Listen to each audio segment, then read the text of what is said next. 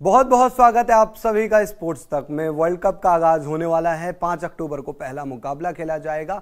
Warm up के सारे मुकाबले खत्म हो गए। टीम इंडिया के जो 2 वार्म अप मुकाबले थे वो दोनों ही नहीं हो पाए। बरसात आ गई वहां पर और एक भी गेंद नहीं फेंकी गई उस मुकाबले में।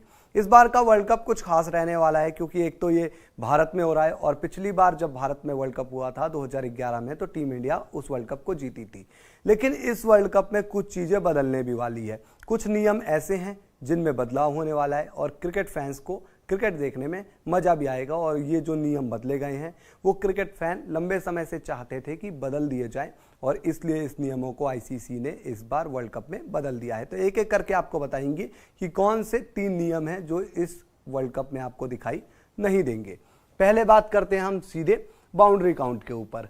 तो सुपर ओवर के बाद बाउंड्री काउंट पर नहीं होगा फैसला। अब ये जो चीज आप पढ़ रहे हैं, सुन रहे हैं, इससे आपका दिमाग जाएगा 2019 वर्ल्ड कप फाइनल की तरफ, जब इंग्लैंड और न्यूजीलैंड आमने सामने थे।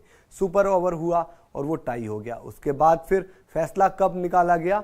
वो हुआ बाउंड्री काउंट की वजह से और वहां पर इंग्लैंड का जो बाउंड्री था वो ज़्यादा था और इस वजह से इंग्लैंड की टीम चैंपियन बन गई। जिसके बाद तमाम इस पर विवाद हुए कि ऐसे कैसे हो सकता है, बाउंड्री काउंट के आधार पर कैसे कोई टीम जीत सकती है। लेकिन सच तो ये था कि जो नियम था उस बिना पर इंग्लैंड की टीम चैंपियन बन गई। लेकिन इस बार कोई बाउंड्री काउंट का सिस्टम नहीं होगा अगर सुपर ओवर टाई हो जाता है। इस बार आईसीसी ने फैसला किया है कि सुपर ओवर होते रहेंगे जब तक फैसले नॉकआउट मुकाबले में, किसी बड़े मुकाबले में नहीं आएंगे।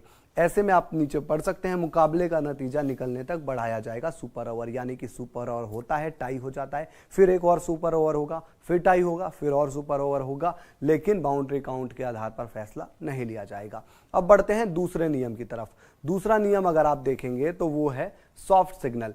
आपको याद होगा कुछ समय पहले ये लगातार चर्चा रहती थी जैसे कि किसी गेंदबाज ने बॉल डाली और गेंदबाज को लगा कि बल्लेबाज आउट है, तो उसके बाद एम्पायर पे, वो फील्ड एम्पायर पे जाता था और फील्ड एम्पायर को अगर वहां पर कुछ कंफ्यूजन रहती थी तो वो एक अपनी तरफ से डिसीजन लेकर, जिसे सॉफ्ट सिग्नल कहा जाता था, उसे थर्ड एम्पायर की तरफ रेफर कर देता था। और थर्ड एम्पायर उसके बाद जब उस फैसले को जांचता था तो कई बार थर्ड एम्पायर को भी कंफ्यूजन होती थी कि वो फील्ड एम्पायर के फैसले को सही दर्शाए या फिर इस फैसले को नकार दे। तो ज़्यादातर उस केस में होता था कि जो फील्ड एम्पायर है उसके फैसले को मान लिया जाता था और उस फैसले में कहीं कुछ गलती भी होती थी तो वो गलती वैसे की वैसे रह जाती थी और बल्लेबाज आउट हो जाता था, या फिर कई बार बल्लेबाज के पक्ष में वो निर्णय चला जाता था, गेंदबाज निराश हो जाता था। जिसको लेकर आईसीसी ने फैसला लिया और इस सॉफ्ट सिग्नल को हटा दिया गया और इसके बाद इस वर्ल्ड कप में भी आपको ये सॉफ्ट सिग्नल दिखाई नहीं देगा। आप पढ़ सकते हैं मेरे पीछे, आईसीसी ने सॉफ्ट सिग्नल नियम को खत्म किया था।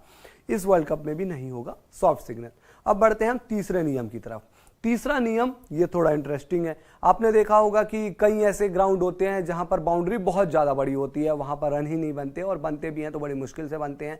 उस तरीके से चौके छक्के देखने को नहीं मिलते हैं। और कई ग्राउंड ऐसे होते हैं जहां पर इतनी छोटी बाउंड्री होती है कि बॉलर के लिए कुछ बचता ही नहीं है। वहां पर बल्लेबाज बस इधर उधर छक्के चौके लगाता ही रहता है। ऐसे में इस वर्ल्ड कप को लेकर आईसीसी ने एक फैसला किया। आईसीसी ने कहा कि इस बार जो वर्ल्ड कप होगा भारत में, उसमें जो बाउंड्री होगी वो मिनिमम 70 मीटर की तो होगी। यानी कि 70 मीटर से बड़ी आप कितनी ही बाउंड्री रख दें, लेकिन 70 मीटर से कम की बाउंड्री नहीं होनी चाहिए। तो आप ये देख सकते हैं बाउंड्री की दूरी कम से कम 70 मीटर दूरी की होगी बाउंड्री। तो ये 3 नियम हैं जो इस आपको वर्ल्ड कप में बदले हुए दिखाई देंगे। इन नियमों का इस्तेमाल होगा और इसमें बाउंड्री काउंट जो एक फैसला है वो उसे क्रिकेट फैंस बड़ा अच्छा समझ रहे होंगे। सॉफ्ट सिग्नल पहले हट ही गया था तो लाजमी है वो होना ही था।